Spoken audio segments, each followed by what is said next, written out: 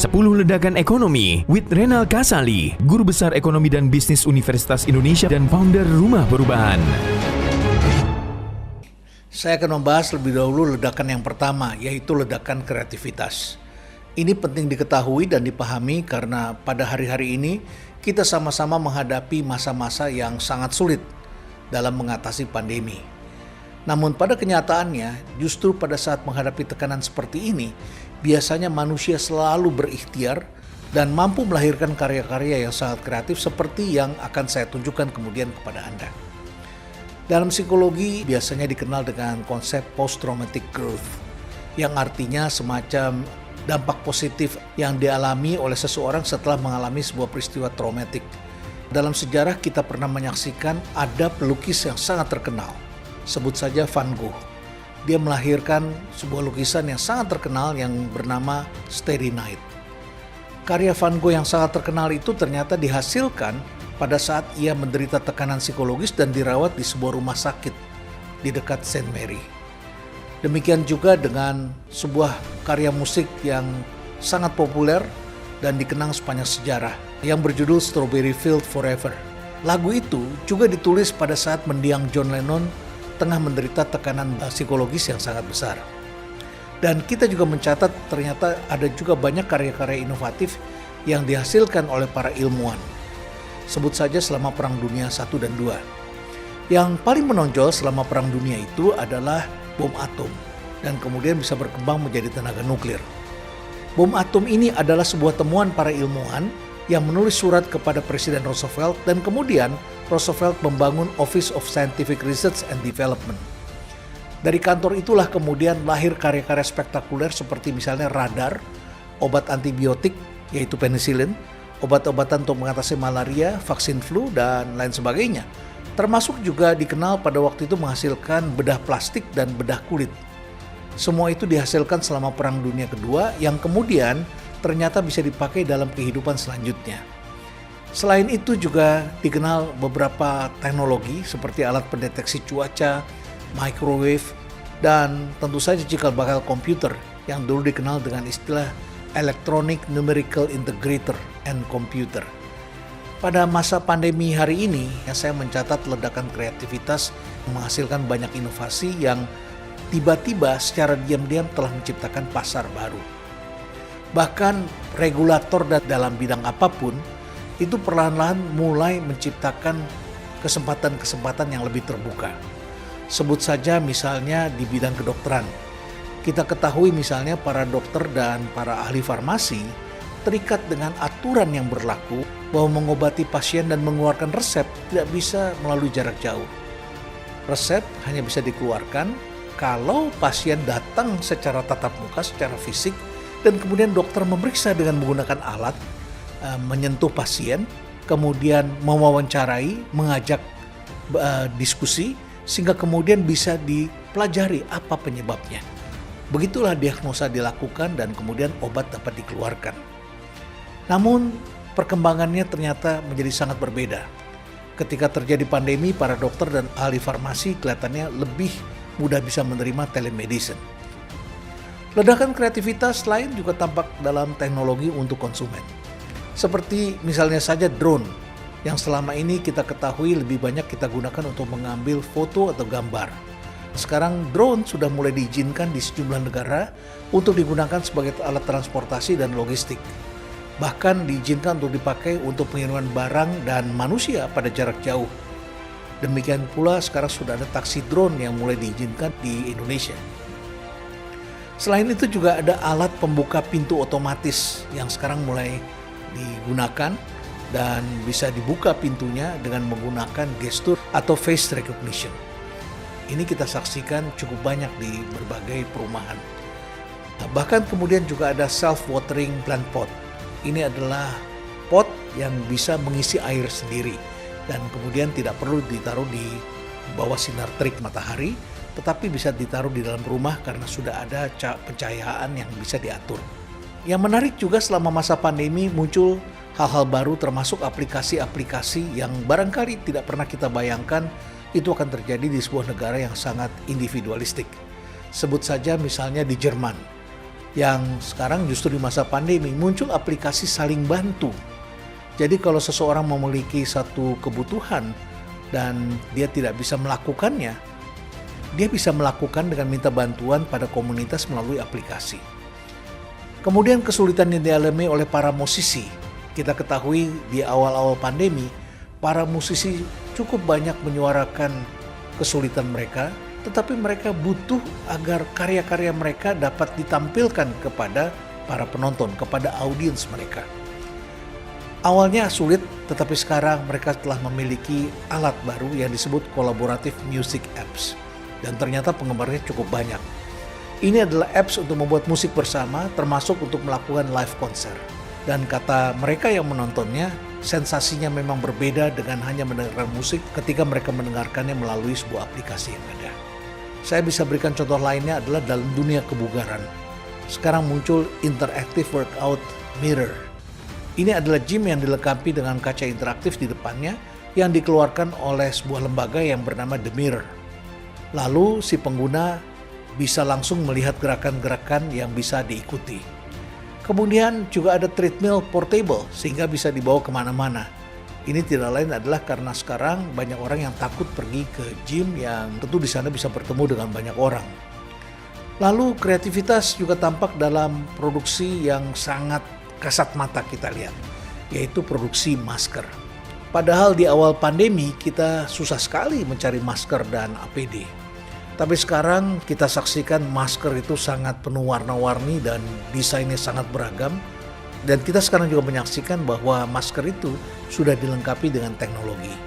Artinya di sana ada karbon, ada alat karbon untuk menyerap racun, benda-benda asing seperti bakteri, virus, dan lain sebagainya.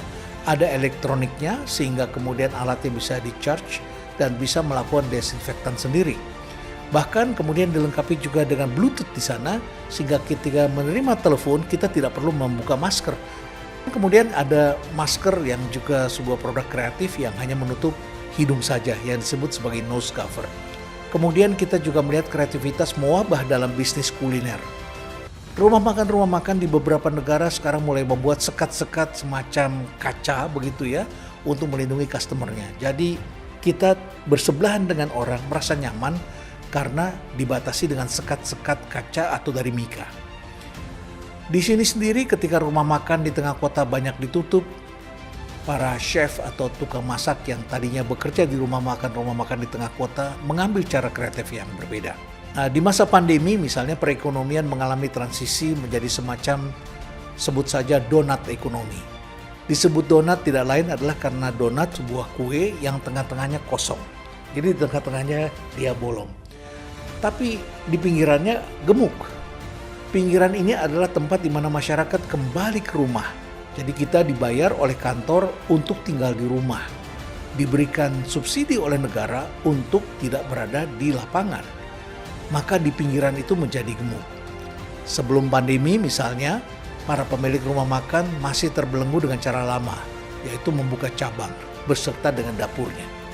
Tetapi pandemi mengajarkan mereka untuk hanya membuka kitchen atau dapurnya saja. Dan inilah yang kemudian dikenal dengan istilah cloud kitchen. Sebab yang dipesan oleh customer itu bukan tempat untuk duduk dan makan di sana, tetapi makanannya. Selama pandemi ini, saya mencatat ada 3 pelaku utama dengan menjadikan mereka sebagai penyedia layanan cloud kitchen yang besar. Yaitu Yummy Kitchen maksud saya, Grab Kitchen, dan dapur bersama dengan GoFood. Tercatat mereka bertiga sudah membuka cloud kitchen di 70 lokasi di sekitar Jabodetabek dengan sekitar 500 pelaku usaha yang menyewa tempat itu. Nah, di sisi lain, donat ekonomi ternyata juga mendorong kreativitas tukang-tukang masak ini. Chef yang kehilangan pekerjaan karena rumah makan mereka ditutup. Mereka kemudian menawarkan paket-paket yang disebut sebagai private dinner. Bisa di tempat mereka, di apartemen mereka, bisa juga mereka datang ke rumah customer. Yang menarik perhatian saya, kreativitas ternyata juga meledak di kalangan mereka yang gemar memasak. Yang tadinya barangkali hanya menyebarkan cara memasak itu bagaimana, kini mereka mulai menawarkan makanan yang mereka masak dengan lebih kreatif lagi. Kalau Anda buka aplikasi-aplikasi pesan makanan, ternyata hari-hari ini Anda bisa menyaksikan kuliner Indonesia itu ragamnya semakin banyak. Ini pertanda mereka menjadi lebih kreatif lagi dibandingkan dengan di masa-masa lalu. Termasuk sekarang ini Anda bisa menikmati paket untuk masak syabu-syabu atau melakukan barbecue di rumah tanpa harus memiliki sendiri alatnya. Saya menemukan penelusuran drive-thru sendiri untuk mencari kuliner selama masa pandemi ternyata meningkat sebesar 140%. Kemudian penelusuran melalui Google Search untuk kalimat makan di mobil ternyata juga meningkat 35%. Dan ada lagi pengeluaran digital konsumen untuk memesan makanan online selama pandemi. Ternyata meningkatnya 97%. Ini hampir 100%. Dan saya berharap ledakan ini jangan dianggap enteng. Karena hal ini bisa saja menciptakan pesaing-pesaing baru dan bisa bersifat permanen. Bahkan bisa mengganggu bisnis Anda. Jika Anda tidak membangun kreativitas atau tidak mempunyai orang-orang kreatif, sudah dapat dipastikan Anda akan mengalami kemunduran. Karena semua ini berada di luar orbit yang gampang kita lihat. Pertanyaan selanjutnya, dari mana sumber kreativitas ini bergerak? Saya kemudian mengajak kaum muda untuk bicara, bertanya kepada mereka, para pelaku usaha.